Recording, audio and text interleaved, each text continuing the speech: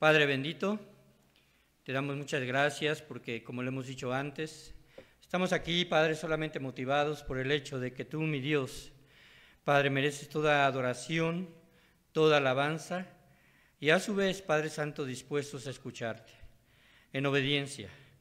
Padre Santo, queremos nosotros pedirte que nos ayudes a ser cada vez más sensibles, más humildes, dejar nuestra soberbia y dejar, Padre Santo, quizás también esas actitudes que a veces nos hacen pensar, Señor, que estamos inmersos solamente en situaciones de cumplir ciertos ritos, ciertas acciones o actividades, de lo cual, Padre Santo, tú no te agradas.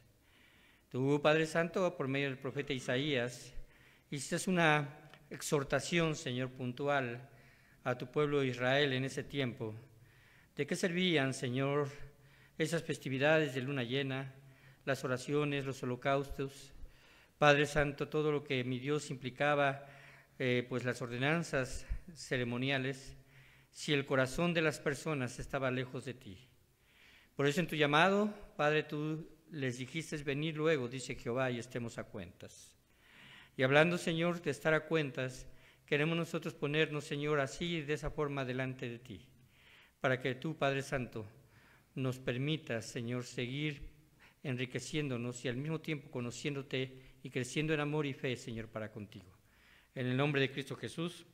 Amén. Bien, hermanos, muchas gracias.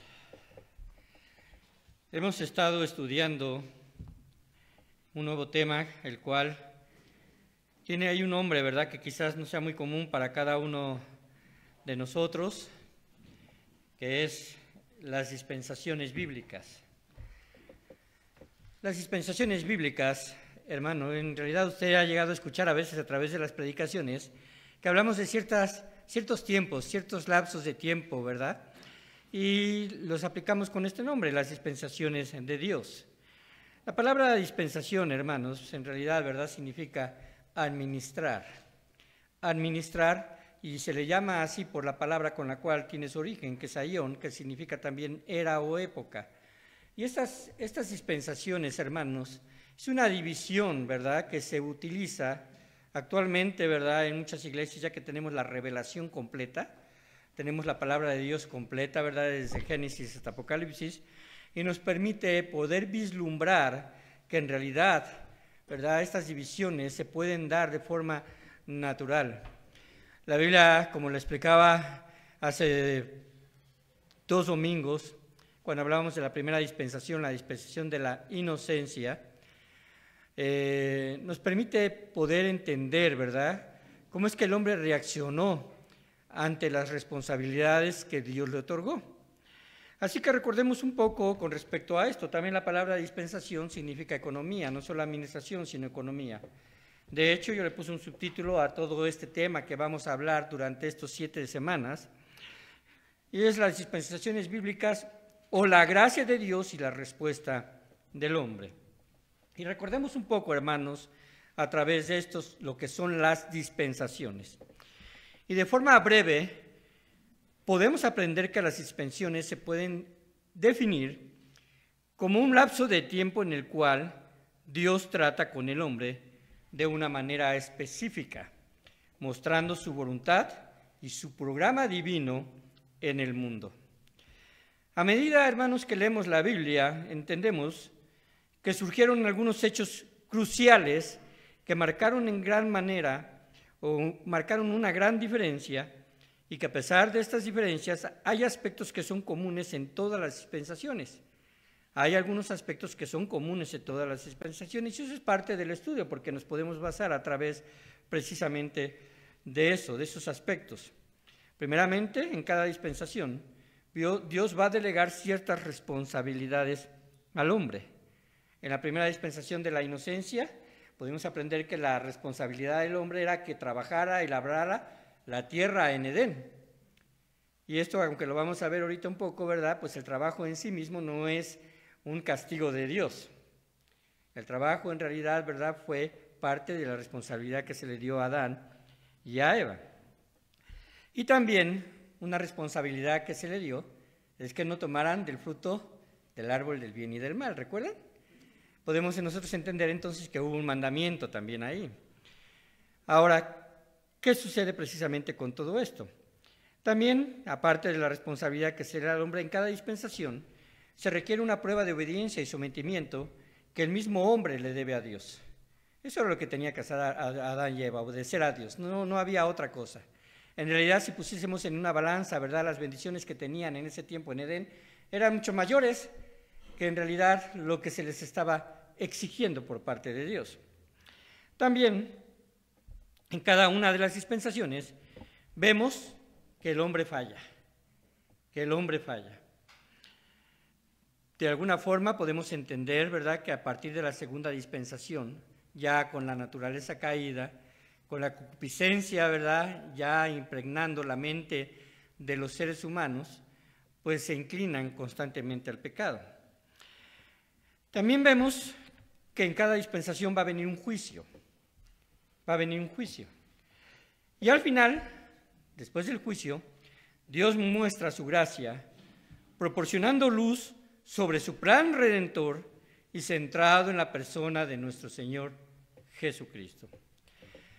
La primera sesión, hermanos, voy solamente a recalcar para que estemos un poco frescos, vayamos entrando, porque esto es como una secuela, ¿no? Como en las películas, donde hay una secuela hay que entender un poquito la primera parte para entender la segunda. La primera sesión de estudio analizamos esta primera dispensación, la cual se le llamó la dispensación de la inocencia o también de la libertad, en donde Adán y Eva, como los primeros seres humanos creados y representantes de toda la raza humana, ellos eran libres de pecado y teológicamente hablando, su estado es llamado santidad no confirmada, porque en realidad ellos no habían experimentado el mal. Ellos habían experimentado la benevolencia de Jehová y tenían conciencia y podían reflexionar sobre el lugar que estaban y también tomar una decisión, ¿verdad?, en cuanto a la obediencia que le debían a Dios. Porque ellos no habían sido probados para saber si permanecerían fieles al mandato de Dios. ¿De qué forma? Pues de no comer del fruto del árbol de la ciencia del bien y del mal. Así que si hablamos de periodos de tiempo, en cada dispensación son variables, no son los mismos. Entonces debemos establecer escrutalmente cuál fue el periodo de tiempo de la segunda dispensación. ¿Cuál es este periodo de tiempo de esta segunda dispensación que vamos a estudiar el día de hoy? Bueno, si usted está notando, esta segunda dispensación inicia en Génesis capítulo número 4, versículo número 1. Inmediatamente después de ser expulsados de Edén. Y va a terminar en Génesis 8, del 18 al 19. Justamente al salir Noé con su familia del arca, al término del diluvio, el diluvio universal, como se le conoce, ¿verdad? Ahora, hermanos, vamos entonces a observar esto, porque ya vimos que en la primera dispensación de la inocencia se le dio la responsabilidad al hombre de trabajar la tierra y también de no comer del árbol del fruto prohibido. Pero parece que también ahí hay unas situaciones, ¿verdad?, con respecto a la forma en la cual el hombre y la mujer, este primer hombre y esta primera mujer, ¿verdad?, deben de vivir de acuerdo a las normas de Dios. Así que, ¿cuáles son las responsabilidades dadas al hombre? Bueno, primeramente vamos a ver en cuanto al trabajo. Debemos entender que la responsabilidad de cuidar el huerto de Edén, al final de esta primera dispensación le fue quitado. Ya no habría de labrar la tierra dentro de Edén, porque Dios lo saca precisamente de ese lugar privilegiado. Y por otro lado, ya lo hemos dicho, debemos entender que se le dio al hombre la responsabilidad de labrar, y en realidad, hermanos, el trabajo no fue un resultado como un castigo del pecado del hombre, ya que esta labor la tuvo desde antes. Vayan a Génesis 2:15. Vayan ustedes a Génesis, capítulo número 2, versículo número 15.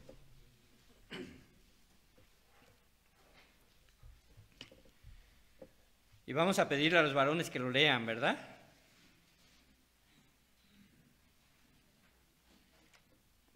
Puestos de pie, hermanos.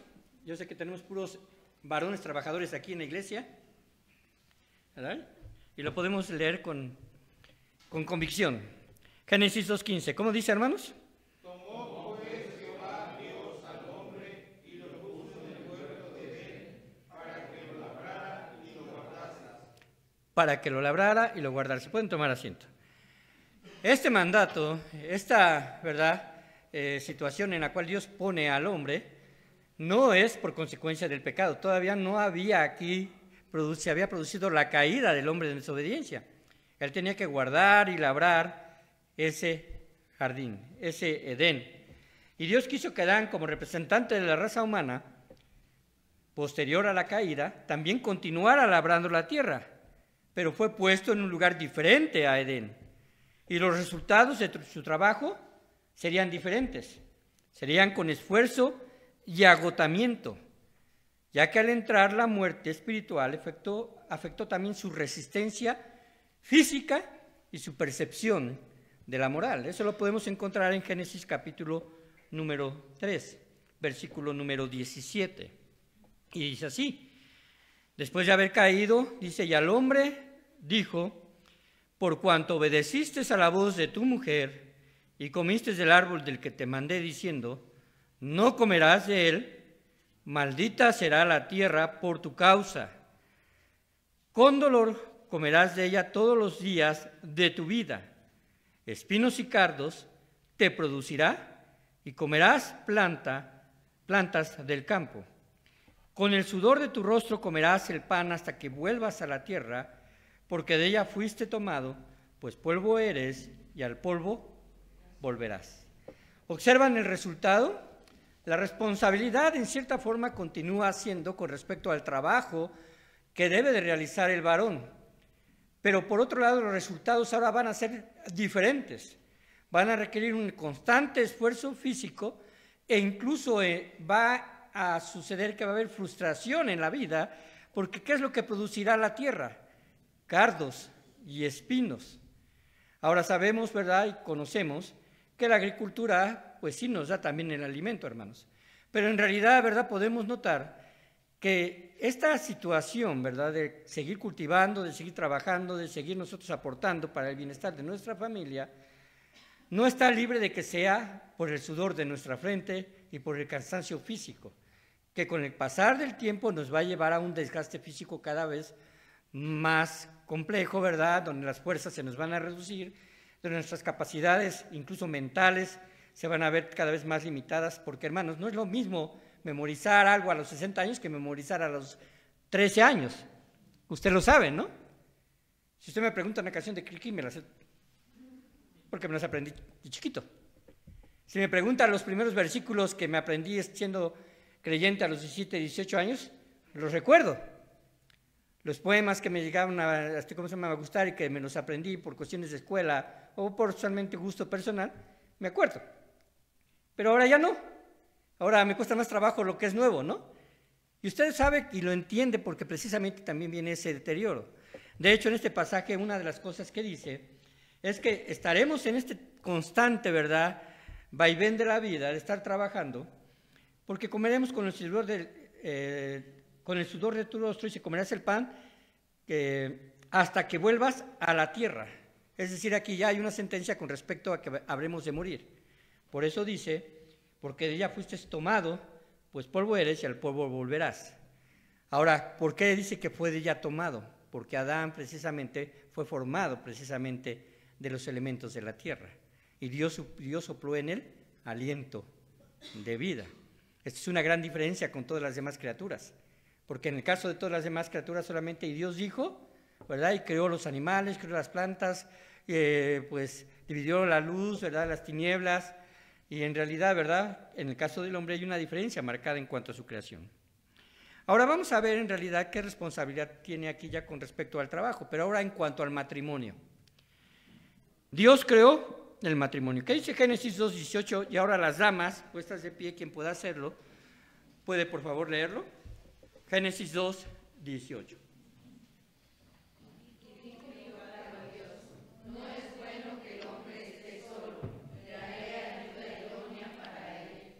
Muy bien, gracias, pueden sentarse.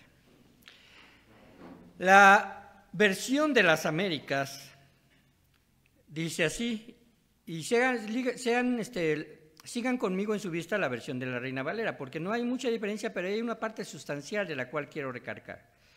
Génesis 2:18 dice, y el Señor Dios dijo, no es bueno que el hombre esté solo, le haré una ayuda idónea. ¿Notaron esa diferencia al final? Le haré una ayuda idónea. No dijo varias ayudas idóneas, no dijo muchas ayudas idóneas, dijo una ayuda idónea. La versión de las Américas, en realidad, hermanos, es una versión que complementa bastante a la versión Reina Valera. Ambas son correctas y ambas tienen gran valor. Pero vamos a notar algunas diferencias. Por ejemplo, en la Reina Valera dice, y Jehová dijo, y aquí dice el Señor dijo. ¿Por qué? Porque cuando se tradujo la Reina Valera, ¿verdad? Precisamente se introdujo la palabra Jehová, que ya estaba establecido en la Vulgata latina y que también se pudo utilizar por medio del nombre Yahvé. Pero en realidad, ¿verdad? La palabra que se utiliza ahí es Elohim, ¿verdad? Y se utiliza también como un nombre de Dios. Así que el Señor Dios dijo, no es bueno que el hombre esté solo, le haré una ayuda idónea. Así que Dios, al crear a la mujer, le da una responsabilidad. ¿Cuál es la responsabilidad? Ser ayuda de su esposo. Ser ayuda de su esposo, como quien va en socorro de su esposo, porque esa es la intención, ¿verdad?, de esa palabra. Quien presta ayuda a su esposo. Teniendo en mente entonces la continuidad del matrimonio, porque su responsabilidad de ambos era también una bendición. Génesis 1:28, por favor.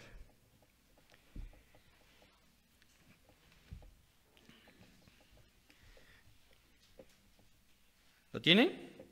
Dice así, y los bendijo Dios, y les dijo, fructificad y multiplicaos, llenad la tierra y sojuzgarla, y señorad en los peces del mar, en las aves de los cielos, y en todas las bestias que se mueven sobre la tierra.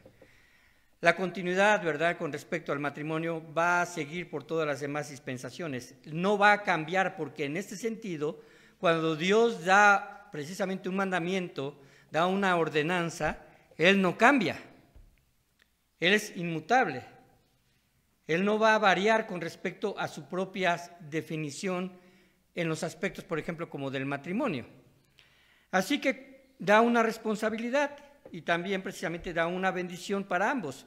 Y los bendijo Dios y les dijo, fructificaos y multiplicaos. ¿Qué significa esto? Que se van a reproducir, ¿no? Se van a reproducir, van a tener hijos y a su vez ellos van a ser responsables de sus hijos. Y de la transmisión en ese tiempo oral, ¿verdad? Y sobre todo en esta dispensación, ¿verdad?, del aspecto de que tienen que tomar una conciencia completa de que existe un creador y que le deben toda la adoración a Él. Así que cuando comienza la segunda dispensación, llamada de la conciencia, el hombre habría de elegir a través de su conciencia lo que era bueno y lo que era malo. Recuerden, hermanos, que no tenían ellos la ley. La ley fue dada hasta el tiempo de Moisés, allí en el monte de Sinaí, donde fueron escritas esas tablas. Pero Dios dotó al hombre de conciencia para saber elegir entre lo bueno y lo malo. Esa conciencia, ¿verdad?, que a veces incluso alguna persona que no sea creyente le indica que está haciendo algo mal, que le está indicando que mentir es mal, que le está indicando que robar es mal, que le está indicando que hacerle daño a alguien es mal. La conciencia les acusa, ¿verdad?, a su propia persona, a su alma, ¿verdad?, en donde radican precisamente los sentimientos y también precisamente la conciencia, de que están obrando mal. Entonces eso es parte precisamente de lo que Dios muestra con respecto a al argumento de su revelación. Ellos también saben cuando están haciendo mal. Y el hombre en este momento se guiaba a través de su conciencia y a través de la forma en la que Dios se revelaba a ellos. Vemos que Adán y Eva tenían un contacto, ¿verdad?, directo con Dios. Y posteriormente vamos a ver, a pesar de que en esta dispensación, ustedes van a notar que en los siguientes capítulos se mencionan una serie de generaciones bastante amplias, ¿verdad?, cuando se habla acerca de las generaciones precisamente de Adán y de Eva. Ahora vamos a ver entonces cuál fue el fracaso del hombre en esta dispensación. Y tenemos que retomar un poco. Cuando Adán y Eva son expulsados del paraíso, podemos notar que ambos eran conscientes delante de Dios de su fracaso. ¿Cómo lo podemos notar? Una vez que ellos tomaron del fruto, dice que se escondieron de Jehová. ¿Por qué esconderse si ellos no hubieran tenido conciencia de que habían obrado mal? Normalmente, ¿verdad? Cuando alguien hace algo malo, pues normalmente puede ser la tendencia de esconderse. En realidad, ¿verdad? Que se puede definir como algo que tiene que haber un cambio, ¿verdad? También incluso en la forma de actuar. Pero, hermanos, ellos están conscientes delante de Dios de su fracaso, se esconden y sintieron vergüenza de verse desnudos. Esto implica, hermanos, que su propia conciencia les acusaba y que sería evidente su desobediencia. Ya había una percepción clara del pecado en sus corazones, por eso se escondieron y tuvieron miedo. La maldad, hermanos, en esta segunda dispensación, como lo hemos dicho, que comienza en el capítulo 4 de Génesis y va a terminar hasta después del diluvio, bueno, la maldad se empieza a manifestar cada vez de una forma más grave, a través, por ejemplo, del asesinato de Abel a manos de Caín. En Génesis 4:8, por favor, vayan a Génesis 4:8.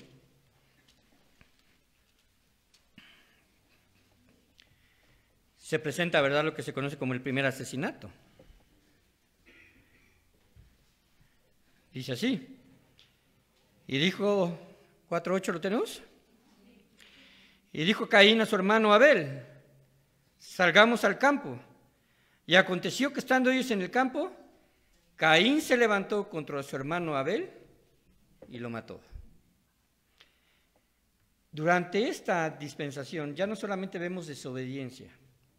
En el caso de la primera dispensación vemos que hubo desobediencia de no tomar del árbol el fruto, ¿verdad?, prohibido, del árbol del bien y del mal, de la ciencia del bien y del mal. Ellos toman esto y hay una desobediencia, pero ¿cuáles son precisamente lo que implica que el pecado haya entrado al hombre? Que ahora va a estar actuando conforme a su propia concupiscencia e inclinación a pecar. Se empieza a dar, ¿verdad?, odio, rencor en la vida de uno de estos hermanos, de tal forma entonces que quizás movido incluso por la envidia, ¿verdad?, mata precisamente Caín a su hermano Abel. Durante esta dispensación también surge la poligamia, a través de varios hombres, entre ellos Lamec. Si usted va a empezar a leer, ¿verdad?, durante este tiempo, esos pasajes dentro de esta dispensación, va a notar que Lamec tuvo varias mujeres. Ahora, ¿por qué puedo pensar con respecto a esto que están también atentando contra el mandato de Dios? Porque si leemos lo que habíamos dicho precisamente en Génesis 2:18, le haré una ayuda idónea. Estaba implícito que no era, ¿verdad?, lo correcto tomar varias mujeres. La responsabilidad también precisamente de Adán era de ser impacto en cuanto al conocimiento que tenía de Dios, la forma de transmitir esa fe. Esa responsabilidad tenía mucho que ver en actuar en consecuencia de lo que dictaba también su conciencia sobre el bien y sobre el mal. Y por lo menos, hermanos, a través de este periodo de esta dispensación, vemos a dos hombres que así lo hicieron. Consideraron a Dios, aprendieron de Dios. No se menciona mucho acerca de estos dos hombres, por lo menos no uno de ellos, pero sabemos que es implícita la palabra de que anduvo con Dios. Génesis 5:24, por favor. Léanlo ahí en sus lugares, en forma silenciosa, solamente con sus ojos, y díganme de qué personaje estamos hablando. De Enoc. Dice, caminó pues Enoc con Dios y desapareció porque le llevó Dios. A través de todas estas generaciones en las cuales los hombres vivían muchísimos años, algunos vivían 300, 400, 600, Matusalén 900 años, si no mal recuerdo, un poco más de 900. En realidad Dios les había dado físicamente, ¿verdad?, precisamente esta gran bendición, con varios propósitos. Uno de ellos es que se reprodujeran de forma rápida, ¿verdad?, y poblaran la tierra, porque es parte de lo que nuestro Dios tenía como propósito. Pero de este personaje se dice que caminó pues no con Dios. Y esto de caminar con Dios, hermanos, quiere decir que armonizaba con la voluntad de Dios. Con la voluntad de Dios. Y vuelvo a repetir, estamos hablando parte de la historia, pero también parte de las vivencias. Y si nosotros nos pusiésemos en las sandalias de Enoc, podríamos entender que entonces también Dios se manifestaba a través, ¿verdad?, de esas diferentes formas, sueños, visiones, no se menciona aquí con respecto a Enoc, o solamente fue por la transmisión oral que le dejó a Adán con respecto a lo que había sucedido allá en Edén, ¿verdad? Pero tenía precisamente una conciencia limpia para con Dios. Y también Noé, en Génesis 5:28, vemos, ¿verdad?, cómo es que Noé aparece a través de la descendencia de Lamec. Génesis 5:28 dice así: vivió Lamec 182 años y engendró un hijo. Ahora, no quiere decir que en este momento vivió 182 años y murió a esa edad, no. Está diciendo que a los 182 años engendró ¿a quién? A Noé. ¿Pudo haber engendrado más antes? Claro que sí. Pero solamente se hace énfasis en aquel que va a intervenir dentro de la historia y el control divino. Y dice allí, y llamó su nombre Noé, diciendo, ¿qué es con lo que dice ahí? Por favor, léanlo. El final del versículo número 29, 29.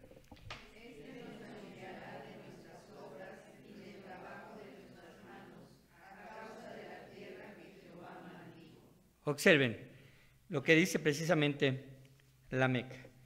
Este nos aliviará de nuestras obras y del trabajo de nuestras manos a causa de la tierra que Jehová maldijo. ¿Tenía conocimiento de Dios? Sin lugar a dudas. ¿Y sabía que la tierra había sido maldecida? También lo sabía. Ahora, no tenían ellos las primeras porciones del libro de Génesis. No tenían ellos esas porciones. Porque el Pentateuco se considera que lo escribió Moisés, incluso con la ayuda de algún escriba. Ahora, hermanos, dice el versículo 30, y vivió Lamec, después que engendró a Noé, 595 años y engendró hijos e hijas. A través de este pasaje, hermanos, podemos comprender que siempre hubo trascendencia de lo que había ocurrido en Edén. La pregunta es, ¿cómo supo Lamec lo que haría Noé? Bueno, sin duda, Dios se lo reveló de alguna manera. Y podemos notar que la maldad iba en aumento. Vayan a Génesis 6:5, por favor. Ahora todos juntos lo vamos a leer. Génesis 6:5, permítanme para dar también entrada. ¿Los tenemos? Adelante, hermanos. Y vio Jehová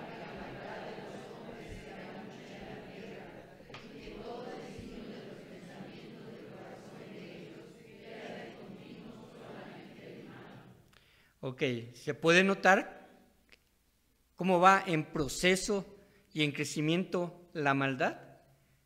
Dice, y vio Jehová que la maldad de los hombres era mucha en la tierra.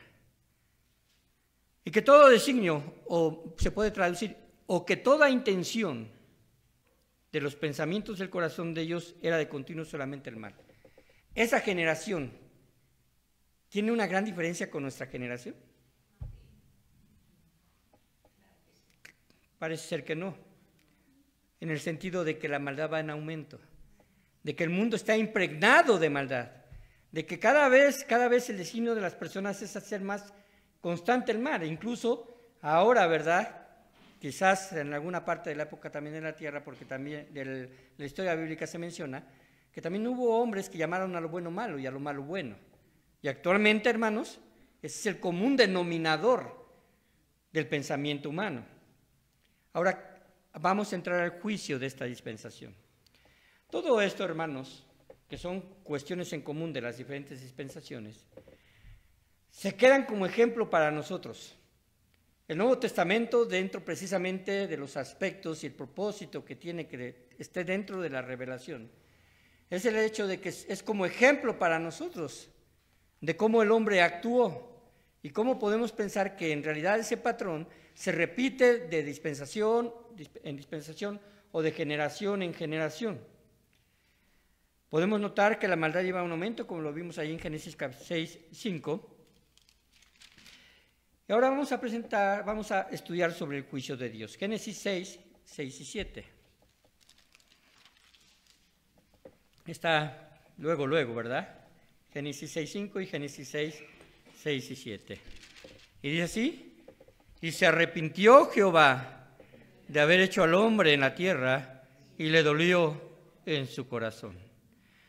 Y dijo Jehová: raeré de sobre la faz de la tierra a los hombres que he creado, desde el hombre hasta la bestia, y hasta el reptil y las aves del cielo, pues me arrepiento de haberlos hecho. Pregunta: ¿Dios se equivocó al crear al hombre? ¿Cómo se puede interpretar la palabra arrepintió Jehová? Le pesó en su corazón. Le pesó en su corazón. ¿Por qué precisamente le pesó al Señor? Porque, hermanos, el propósito de Dios de crear al hombre no era para que el hombre le desobedeciera, se mostrara ser rebelde y contumaz, duro de cerviz. El propósito era precisamente llevarlo, ¿verdad?, en una secuencia de santidad en la cual le bendeciría, y el hombre a su vez le reconocería como su único Dios y Creador. Así que, hermanos, la corrupción humana es cada vez más evidente, y por lo tanto Dios pone un límite en cuanto a la vida humana. Génesis 6:3. Adelante, hermanos varones. ¿Pueden leerlo en voz alta?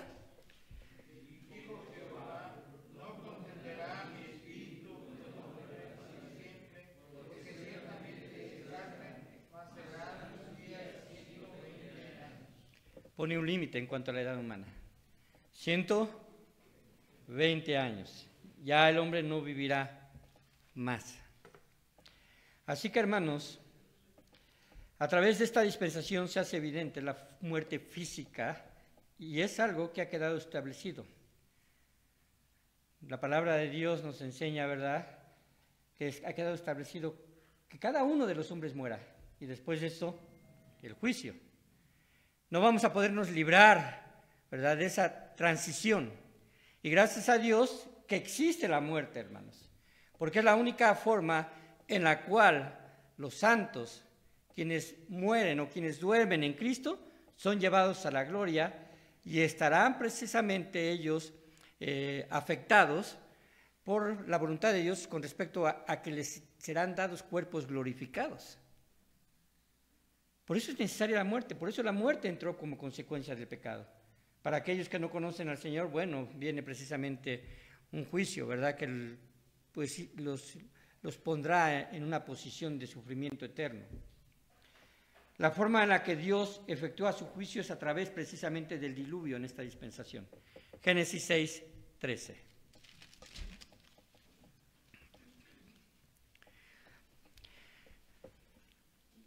Voy a leer el versículo 9 en adelante. Dice: estas son las generaciones de Noé. Noé, varón justo, era perfecto en sus generaciones, o completo, o recto, o íntegro en sus generaciones. Cuando se refiere en sus generaciones, se refiere en la generación también en donde él vivía. Y dice: con Dios caminó Noé. Y engendró Noé 3 hijos, a Sem, a Cam y a Jafet. Y se corrompió la tierra delante de Dios, y estaba la tierra llena de violencia, y miró Dios la tierra, y aquí que estaba corrompida, porque toda carne había corrompido su camino sobre la tierra. Dijo pues Dios a Noé: he decidido el fin de todo ser, porque la tierra está llena de violencia a causa de ellos, y aquí que yo los destruiré con la tierra.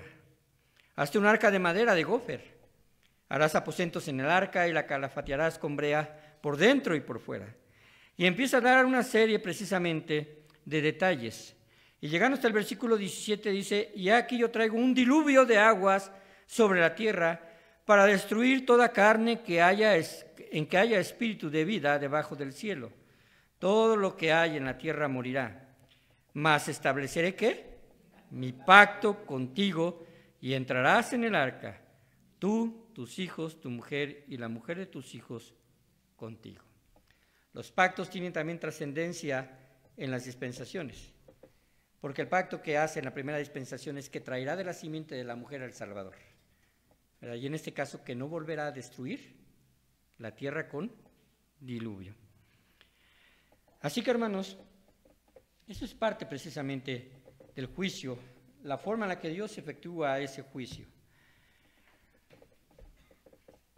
En algunas situaciones, ¿verdad? Quizás usted llegue a platicar con alguien y no crea en este tipo de historias, que son historias verídicas, que pueda decir, bueno, el diluvio se trata de una leyenda, se trata de un cuento, se trata de X cosas, pero no de la realidad. La Biblia en su totalidad es verdad.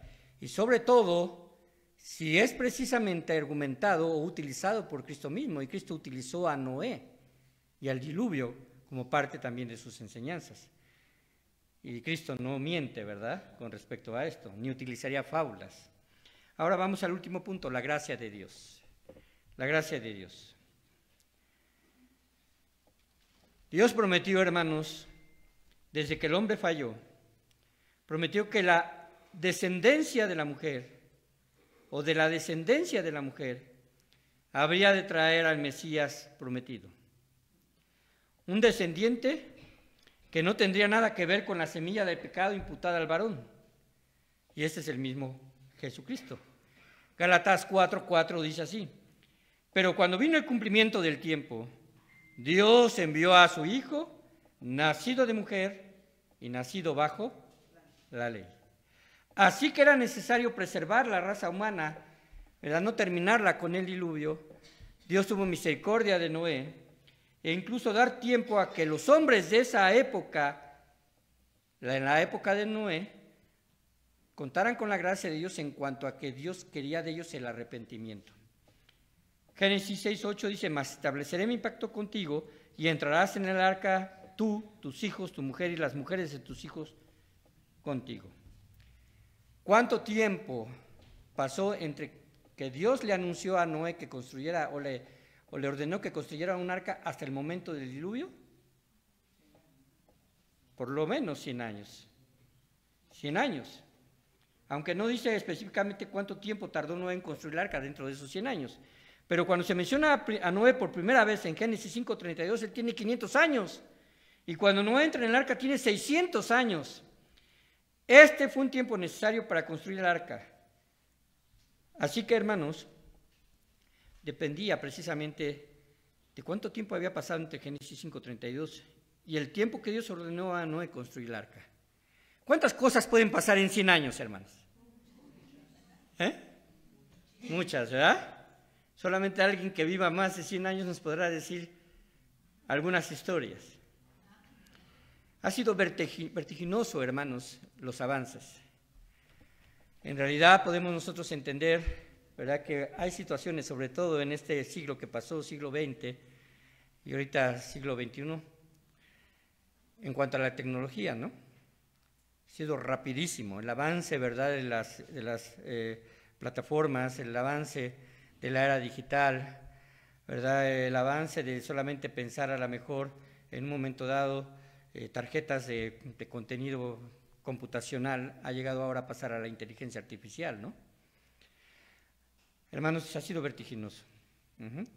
En 100 años pueden pasar muchas cosas, pero déjenme decirles que en esos 100 años en que Noé estaba, la gente por lo menos cercana a él se debería de preguntar: ¿qué estás haciendo, Noé? Porque todavía no había llovido. Hablarles de un diluvio era algo extraño para ellos. Hablarles de que se estaba construyendo un arca donde no había mar. Hablarles de todo esto parecía una locura delante de las personas. Y hermanos, lo que sucede precisamente con respecto a Noé, ¿verdad? Según Pedro 2:5, segunda de Pedro 2:5 dice: y si no perdonó al mundo antiguo, sino que guardó a Noé, pregonero de justicia, con otras 7 personas, trayendo el diluvio sobre el mundo de los impíos. Sin lugar a dudas, Noé, con su estilo de vida y su obediencia a Dios, daba testimonio, y la conciencia de los seres humanos debería de acusarles de que estaban obrando mal, porque el mensaje le había sido dado a Noé. la tierra se ha corrompido. Hay corrupción en sobremanera. Dice en Génesis 8:1, después de que estaba esta arca navegando por las aguas, ¿verdad? Y después baja el agua, que no fue inmediatamente después de los 40 días, tuvieron que pasar bastante tiempo más. Ahorita no tengo aquí el dato, pero lo vamos a sacar para la próxima vez. Dice el 8:1, y se acordó Dios de Noé y de todos los animales y de todas las bestias que estaban con él en el arca. E hizo pasar Dios un viento sobre la tierra y disminuyeron las aguas, y se cerraron las fuentes del abismo y las cataratas de los cielos, y la lluvia de los cielos fue detenida. Y las aguas decrecían gradualmente sobre la tierra, y se retiraron las aguas al cabo de 150 días. Aquí ya está el dato. 150 días. Y reposó el arca en el mes séptimo, a los 17 días del mes, sobre los montes de Ararat. Hermanos, a Dios no se le olvidan sus criaturas. Dice este pasaje, y se acordó Dios. Sin duda, hermanos, Dios se acuerda de cada uno de nosotros. Dios se acuerda de sus justos. Se acuerda de que somos polvo. Se acuerda de que somos falibles. Se acuerda que por nuestros propios méritos no podemos llegar nosotros al cielo, solamente por los méritos de Cristo. Por eso, hermanos, en este tiempo y en esta dispensación, la que nosotros vivimos, la de la gracia, Dios, ¿verdad?, en realidad está expectante de que hagamos nuestra labor, porque Dios no retarda su promesa. Algunos la toman por tardanza, esta promesa de su segunda venida. Es evidente, hermanos, que también en esta dispensación la maldad se ha multiplicado mucho, incluso más que en aquellos tiempos, y queda demostrado con creces que el hombre ha fallado nuevamente y está por venir un juicio, el juicio que determinará los acontecimientos finales. El día de la ira de Dios cada vez está más cercano. Y hermanos, no podemos hacer nada para evitar ese juicio, porque ya está establecido. Pero podemos hacer mucho para evitar que otros lleguen a sufrirlo. ¿Cómo? Predicando el Evangelio de Cristo, cumpliendo lo que Dios nos ha puesto en nuestros hombros. La salvación, hermanos, aunque fue dada por gracia, representa una exigencia de cada cristiano, cada verdadero cristiano, de anunciar el Evangelio. Usted anúncielo, el Espíritu Santo se encargará de convencerlo. Él hace su parte, pero la de nosotros es ir y predicar. Vamos a orar.